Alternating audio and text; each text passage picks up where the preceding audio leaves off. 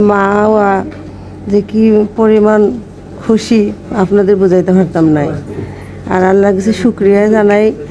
আমরা স্যারের লাগে আল্লাহর কাছে সবসময় দোয়া করি, আল্লাহর কাছে স্যারের দ্বিগুণ পরিমাণ হায়াত বাড়াই দেন। তার লাগে চিকিৎসা হচ্ছে যাদের বাচ্চা হচ্ছে না বা যাদের বিয়ের বছর অনেক 15 বছর বা 21 বছর, ধরেন আপনার 4-5 বছর, তাদের জন্য এই চিকিৎসাটা হয়।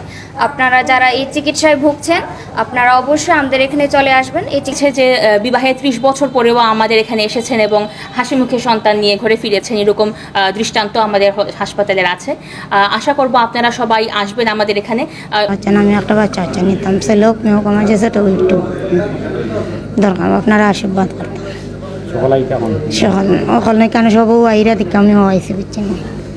সবাইকে স্বাগতম। আমি ডক্টর দৈপায়নী পাল, ডাক্তার নিবাস চন্দ্র পাল স্যারের দ্বিতীয় সন্তান। আমাদের প্রতিষ্ঠান Dipshikha infertility care and counselling centre, শ্রীমঙ্গলের কলেজ রোডে অবস্থিত।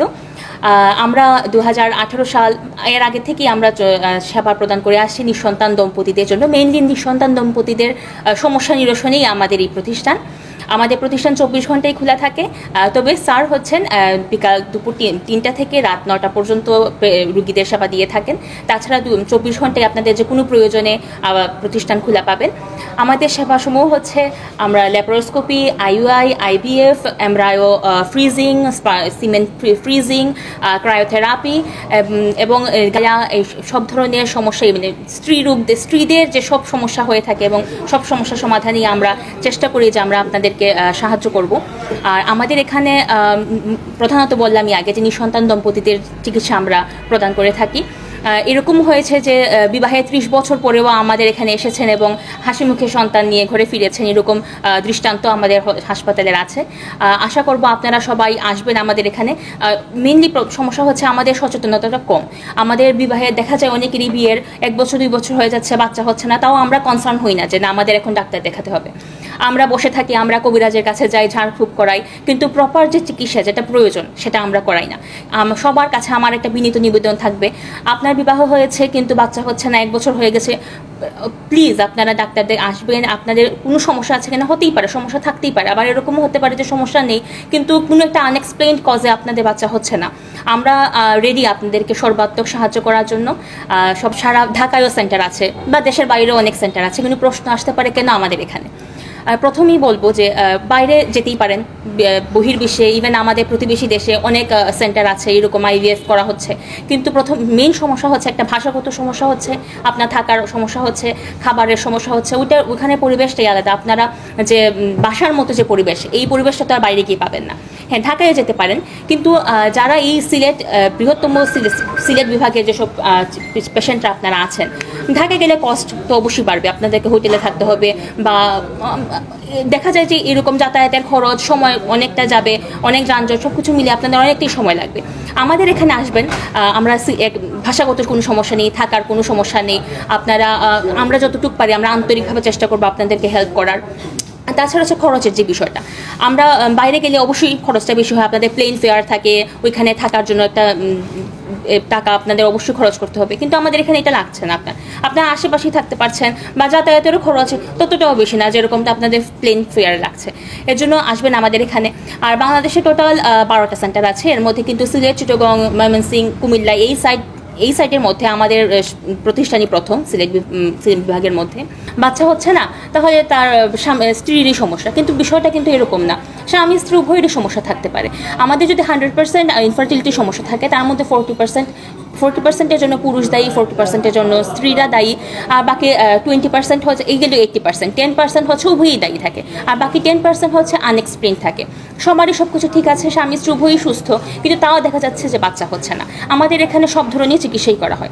স্বামীর যদি কোনো সমস্যা থাকে তারও চিকিৎসা আছে, স্ত্রীর কোনো সমস্যা থাকে তারও চিকিৎসা আছে, বা উভয়েরও যদি কোনো কিছু থাকে এটারও সমাধান আমাদের এখানে আছে। বা যদি কোনো আনএক্সপ্লেইনড হয়, কোনো দুজনই সুস্থ কিন্তু তাও বাচ্চা হচ্ছে না, এই সমস্যার সমাধানও আমাদের এখানে হচ্ছে। আর সিলেক্টিভিটি সমস্যাটা কেন বেশি হয়? প্রথমত হচ্ছে আমরা প্রবাসী অধ্যুষিত এলাকা, বেশিরভাগই দেখা যায় বিয়ে হচ্ছে 10 দিন 15 দিন থাকছেন বা হাইয়েস্ট 1 মাস থাকছেন, তারপর ওনারা বাইরে চলে যাচ্ছেন এবং দীর্ঘ সময় ওনারা একসাথে থাকছেন না, 10-15 বছর পরে আসছেন। এটার জন্য এটাও কিন্তু ইনফার্টিলিটির একটা মেইন কজ, কারণ স্বামী স্ত্রী কেউই একসাথে থাকতে পারছে না, বাচ্চা কীভাবে হবে? তাই বিদেশি ভাই প্রবাসী ভাইদের প্রতি আমার অবশ্যই একটা অনুরোধ থাকবে, আপনারা আসেন এখানে, দেখেন আমাদের চিকিৎসা ব্যবস্থা, দেখেন আপনারা বাইরেও করাতে পারবেন, নিঃসন্দেহে আপনারা উন্নত বিশ্বে আরও উন্নত চিকিৎসা আছে, আপনারা করাতে পারবেন, কিন্তু ওইটা কস্ট ফ্রেন্ডলি হবে না, ওইখানে খরচ অবশ্যই বেশি হবে। আপনারা আসেন, দেখেন আমাদের এখানের খরচ এবং বাইরের খরচ, তারপর আপনারা নিজেরাই অনুধাবন করেন যে আসলে আপনাদের কি করা উচিত। সিলেট বিভাগের একটা বার্নিং ইস্যু এখন, কারণ বেশিরভাগ ফ্যামিলি লোক পুরুষরা বিভিন্ন দেশে আছেন, ইউরোপিয়ান কান্ট্রিতে আছেন, মিডল ইস্টও আছেন, সব জায়গাতেই আছেন, এবং ওনারা দেখা যায় 2 বছর পর পর 1 বছর পর পর দেশে আসেন, কেউ 1 মাস, কেউ 45 দিন, কেউ 2 মাস, হার্ডলি 3 মাস। এই 3 মাসের মধ্যেই যে বাচ্চা আসবে এটা তো আমরা বলতে পারি না। এই যে দূরত্বে থাকা, আমরা সব কিছু ঠিক আছে, স্বামীর শুক্রাণু ঠিক আছে, স্ত্রীর ডিম আছে, ডিমনালিবাল আছে, সবই আছে, কিন্তু একটা পয়েন্ট, যে পয়েন্টটা খুব গুরুত্বপূর্ণ, স্বামী স্ত্রী একসাথে থাকা, এই জিনিসটি থাকতে পারছে না, যার কারণে দিন দিন তার স্ত্রীর বয়স বাড়ছে, কারণ সে তার পেটের রোজগারের ধান্দায় তার ওখানে থাকতে হয়, বয়স বাড়ছে, ওইদিকে অনেক সময় খেয়ালও করে না যে আমার স্ত্রীর বয়স বাড়ছে, এবং অনেকের এই জ্ঞানটুকু নাই যে বয়স বাড়ছে আমার স্ত্রীর, আমি এখানে এত সময় দিতেছি না। এটা করতে করতে দেখা যায় কেউ 10 বছর হয়ে গেছে, 12 বছর 15 বছর বিদেশে আছে, কিন্তু তার যে একটা সন্তান দরকার, যখন মনে হয় যে আমার এখন সন্তান তো অবশ্যই দরকার, টাকা তো অনেক কিছু করলাম, তখন তারা এসে হুড়াহুড়ি শুরু করে যে স্যার আমরা দেখে 2 মাসের জন্য আসছি, ব্যবস্থা করেন, তাড়াতাড়ি বাচ্চা নিতে হবে। আসলে এই চিকিৎসা ব্যবস্থাটা একটা জার্নি, এটা হুড়াহুড়ি চিকিৎসা ব্যবস্থা না। কোনো কাপলদের হয়ে যায়, হয় না যে তা না, হয়, কিন্তু বেশিরভাগ কাপলে আসলে পরে তার পরীক্ষা নিরীক্ষা করা, কি কারণে হচ্ছে না, এটা কি মেল ফ্যাক্টর দায়ী না ফিমেল ফ্যাক্টর দায়ী না কোনো ফ্যাক্টরি দায়ী না, তার স্বাভাবিকভাবে যখন হয় না, যখন বয়স মহিলাদের 35, 36, 38 এরকম হয়ে যায়, তখন স্বভাবত তাদেরকে নর্মাল কনসেপ্ট, ন্যাচারাল কনসেপশন, যেটা স্বামী স্ত্রী এনজয়ের পরে যে বাচ্চাটা আসে, এদিকে আর সম্ভব হয়ে ওঠে না, কারণ দেখা যায় ওভারিয়ান রিজার্ভ কমে গেছে। তখন তাড়াতাড়ি আমরা তাদেরকে পরামর্শ দিই, হয় আইইউআই করেন অথবা আইভিএফ বা টেস্ট টিউব পদ্ধতিতে যান। তখন বলে যে আমার তো স্যার সামনের মাসে 15 তারিখ আমার যাওয়ার সময়, আমি কি করব? হ্যাঁ, এটার উপায় আছে। এটার উপায় হলো তাদের শুক্রাণুগুলো আমরা ফ্রিজিং করি, আমাদের ফ্রিজিং ব্যবস্থা আছে এখানে।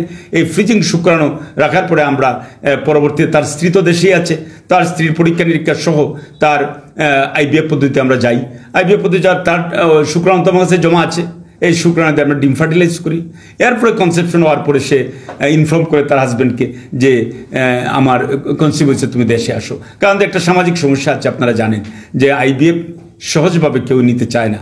আইভিএফ বলতেই মনে করে অন্য কোনো একটা ব্যবস্থা, কোনো কিছু করা। আসলে বিষয়টা তা না। আস্তে আস্তে যদিও আমাদের সামাজিক সচেতনতা বাড়ছে, আইভিএফ সম্পর্কে এখন লোকরা আগের যে ভুল ধারণা, ভ্রান্ত ধারণা ছিল, অনেকটা কমে আসছে। তারপরেও রোগীরা এখনও নিজেকে প্রকাশ করতে চায় না যে আমি আইভিএফের মাধ্যমে বাচ্চা নিছি। তখন যখনই কনসেপশন হয়ে যায়, তখন ইনফর্ম করে যে আমার বাচ্চা আসছে, তখন হাজব্যান্ড বাড়িতে এসে 2-4 দিন থেকে চলে যাওয়ার পরে সে ডিক্লেয়ার দেয় সে প্রেগনেন্ট। এই একটা ব্যবস্থা আমাদের এখানে আছে। আর আমাদের এখানে তো এগ ফ্রিজিংয়ের ব্যবস্থা আছে, আমাদের এখানে এমব্রয়ো ফ্রিজিংয়ের ব্যবস্থা আছে। সে ফ্রিজিং করে 10 বছর, 12 বছর, 15 বছর তার এমব্রয়ো রাখতে পারবে, তার শুক্রাণু রাখতে পারবে। আপনি এই সুবিধাটা এখানে আছে আর কি। এতে কোনো চিকিৎসা করতে গিয়ে রোগীদের কোনো ব্যাঘাত হয় না। 15 বছর যে শুক্রাণু আপনি ফ্রিজিং করে রাখেন, ওটাতে কোনো ধারণ ক্ষমতা, কোনো ব্যাঘাত ঘটে কিনা? No. Frozen embryo is better than the fresh embryo. Frozen transfer is better than fresh transfer. আমরা এই যে তবে এগ এবং শুক্রাণুর ক্ষেত্রে, ডিম এবং শুক্রাণুর ক্ষেত্রে কিছুটা কম্প্রোমাইজ হয়, লং টাইম ফ্রোজেন করে রাখলে কিছুটা কম্প্রোমাইজ হয়। নতুবা আমরা যদি এমব্রয়ো তৈরি করে রাখতে পারি, তাতে আর কোনো সমস্যা হয় না। Nibar Chandra Pal, fertility specialist, chief consultant, Dipshikha infertility care and counselling centre, ST tower, college road, Sreemangal.